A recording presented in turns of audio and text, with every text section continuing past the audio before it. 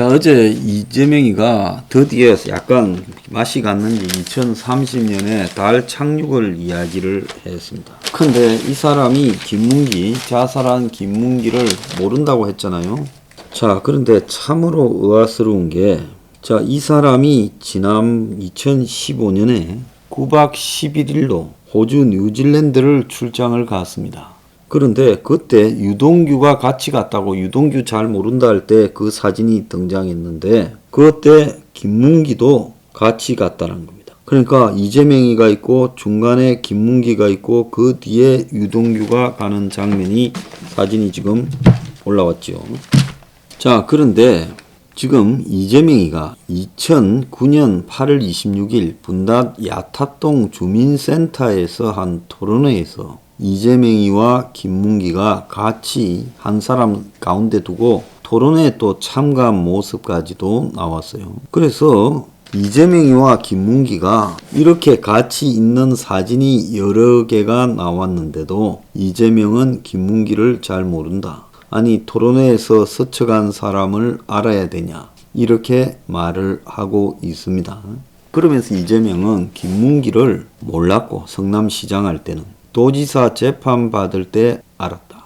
그래서 이제 사진이 같이 토론회에서 2009년 8월에 나란히 앉아 있는 거, 또 같이 2015년에 시장을 할 때 김문기와 더불어서 이재명이가 뉴질랜드 호주를 시찰할 때 10박 11일을 같이 갔다는 거예요. 그래서 같이 가는 일행이 크게 많지도 않았을 건데 9박 11일을 갔는데 누군지 알려고도 하지 않고 9박 11일을 같이 다녔다? 그러면서 이를 모른다라고 말하는 게 말이 되냐라는 겁니다. 자, 그래도 답은 그래도 정말 알지 못했다라고 이야기하고, 하위 직원이었으니까 시장 재직 때는 몰랐다고 어제 또 말한 모양이에요. 당시 재판 과정에서 세부 내용을 전혀 모르니까 그거를 파악하는데 주로 알려줬던 사람이 김 처장이다. 경기지사가 돼서 재판받을 때 이 사람의 존재를 알게 됐고 전화도 꽤 많이 했다. 그렇게 말했습니다. 그래서 대장동 업적을 과장했다고 재판받게 될 때 김문기가 이렇게 해줬다는 거예요. 자, 호주 뉴질랜드에 9박 11일 갔을 때 고작 12명이 갔습니다. 성남 도계공에서는 딱 2명만 갔어요. 유동규하고 김문기하고요. 근데 김문기가 자살하는 그런 과정을 보면 성남 도계공이 굉장히 김문기를 경제적으로 위협을 줬던 걸로 보입니다. 그래서 도계공에서는 김문기가 단지 참고인 자격으로 검찰의 수차례 조사를 받았고, 실무자로서는 대장동 사업자 평가에 들어가 화천대유가 참여한 성남의 뜰에 높은 점수를 주는 역할을 했지만 이것은 유동규 윗선의 지시에 따른 것이었다. 이후 성남의 뜰에 막대한 추가 이익이 돌아갈 수 있을 것으로 보이는 초과 이익에 대해서 환수 조항을 사전 협약서에 넣자는 의견도 냈다는 겁니다. 자, 그런데 이런 김 처장이 죽음을 선택한 것은 가족들은 고인을 향한 검경 조사와 성남 도계공의 대응이 몸통은 놔둔 채 꼬리 자르기를 했다. 누가 보더라도 윗선에 대한 조사가 이루어지는 과정은 없다. 성남 도계공이 대장동 사업을 주도했던 직원 중 유일하게 재직 중인 김 처장을 상대로 최소 1827억의 손해배상 소송을 제기하려고 하고, 수사 대상자인 정민용 변호사에게 비공개로 자료를 보여준 일을 가지고 중징계를 하자 심리적 압박감을 넣겠다는 겁니다. 자, 어제 동생이 장례식장에서 해견을 해서 형이 억울하다. 이 정권, 이 나라, 이 현실이 다 원망스럽다. 한 사람을 검찰, 경기 남부경찰청, 성남 도계공, 감사실까지 조사하는데 누가 버티겠느냐. 형은 성남 도계공 사옥에서 숨진 채 발견된 당일 오전에도 한 차례 화장실에서 극단적인 시도를 했다. 또 형이 김문기가 동생한테 유한기 그분은 왜 돌아가셨을까? 책임을 질 수 없었을 것이다 라고 말했다고 합니다. 그래서 김문기 처장 동생은 검찰 조사를 받고 나서 형이 정신 상태가 많이 안 좋아졌고 검찰 수사에 더해 성남 도계공이 형에 중징계하고 형사 고발한다고 한 것이 결정적인 타격이지 않았나 싶다. 이렇게 말했습니다. 성남 도계공은 지난달 12일 유동규와 관련 직원을 대상으로 12월 말까지 부당이득 반환 청구 소송이나 손해배상 소송을 내겠다라고 밝힌 바 있답니다. 성남 도계공이 아직 소송을 제기하지 않았지만 김문기는 최근 자신이 소송 대상에 포함된 것을 알고 고민을 해왔고 상식적으로 그 동생은 이해가 되지 않는다. 재판도 받지 않은 사람에게 회사가 고소한다고 하는 것은 협박이다. 이렇게 말했습니다.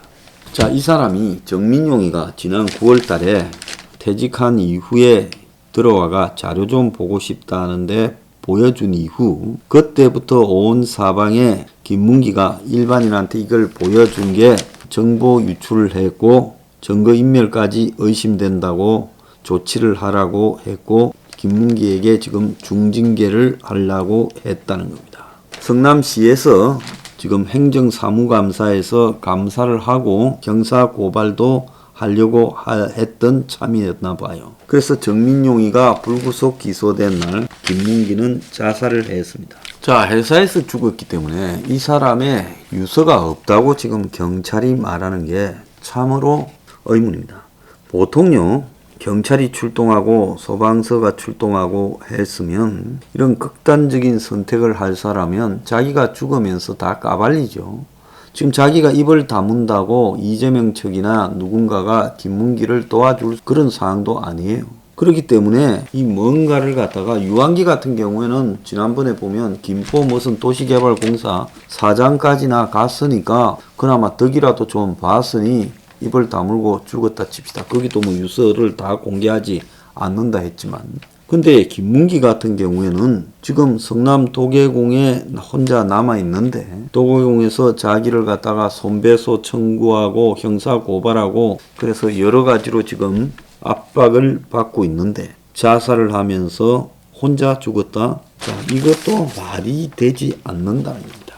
그래서 상식적이면 김문기의 처지라면 할 말을 하고 죽지요. 자, 이재명이는 지지율 오를 만하면 대장동에 지어서 미치겠다라고 말을 하고 있다는 겁니다. 자, 김문기가 자살하고 이재명이가 뭐라고 했는가 하면 실체를 밝히고 상응하는 책임을 서로 부담하는 게 바람직하다고 김문기 죽음에 대해서 이야기를 했어요. 그러면서 대장동에 특검을 요청했다며 이렇게 말을 했는데요. 어제 오후에는 재직 중에 누군지 몰랐다. 위로의 말밖에 드릴 말이 없다라고 이야기를 했습니다. 자, 한 명도 아니고 두 명이 지금 잇따라 자살을 하면서 대장동 관련해서 성남 도계공 인사들이요. 이재명 책임론이 당연히 나올 수밖에 없고 민주당에서도 곤혹스럽겠죠. 그래서 꺼졌던 걸로 보이는 대장동 불이 다시 올마붙고 악재가 터졌다라고 이야기를 이재명 측에서는 하고 있습니다. 자, 그런데 이 문제와 관련해서요. 지금 청와대에 김진국 민정수석이 아들 건으로 낙마했는데 그 아들 건을 독점 보도한 곳이 MBC였고 그래서 MBC가 김진국이 대장동을 밀어붙이니까 MBC가 보도해서 김진국을 낙마시켰다는 겁니다. 그래서 대장동과 관련해서 처리를 지금 유동규는 구속시켜놓고 유한기나 김문기 등에 대해서 강하게 그 책임을 압박해서 둘 다 지금 형사적으로 처벌받을 위협에 놓이게 되면서 이들이 지금 자살을 택했다는 겁니다. 자, 우리가 여기에서 이재명이 이제 외나무 다리 위에 올라타서 내려올 수도 없고 앞으로 가기도 어려운 진퇴양난의 처지에 놓여 있다는 걸 지금 볼 수 있어요. 윤석열이가 그야말로 온갖 형태의 죽을 혼자서 다 쓰고 있어도 이재명이가 윤을 확 제끼지 못하고 있다. 지금 이것이 현실입니다. 그러면서 이재명에게 그의 최대 약점인 대장동을 연상시키는 일이 지금 외견상으로는 거의 수습했는데 또 툭 터져 나오고 툭 터져 나오고 하는 겁니다. 그러니까 대장동은 귀신처럼 이재명을 따라다니고 있어요. 자, 그런데 대선까지 가는 과정에서 제가 이번에 아들 인스타그램이나 인터넷 내용이 틀리는 걸 보고 느낀 게 있습니다. 이게 과연 언론사 기자, 처음에 뭐 보도했던 조선일보 기자 선에서 틀은 걸까요? 저는 그걸 넘어서는 어떤 부분이 있다, 이렇게 보고 있습니다. 그래서 이번에 이 대선을 개판으로 만들어가고자 하는 곳에서는 이재명에 관해서도 계속 터질 거라고 봐요. 윤석열도 이따금 터지겠죠. 그래서 대선 후보들이 거의 지리멸렬해지는 상태로 만들어 갈 거다. 그래서 이재명에게 대장동과 관련해서 또 어떤 게 하나 터져나 버리면 이재명도 수습불능이 될 수 있습니다. 그러면 이런 걸 바라보는 윤석열 입장에서는 철저하게 내가 적어도 개헌이나 저 위쪽에서 원하는 부분에 벗어나지 말고 만신창이가 되더라도 버티고 있으면 이재명이 제거되면서 자기가 되는 수가 있지 않겠나, 이렇게 느끼도록 만들어가고 있어요. 그래서 이것이 이번 대선을 얼마나 지금 타락시키고 있는가, 말도 못한 겁니다. 그래서 기본적으로 워낙 흠집이 많은 이재명 쪽에 비리가 주기적으로 터져 나오면서 대선 자체를 희한하게 만들어 가고 있다. 그걸 누가 하고 있을까요? 참 궁금합니다.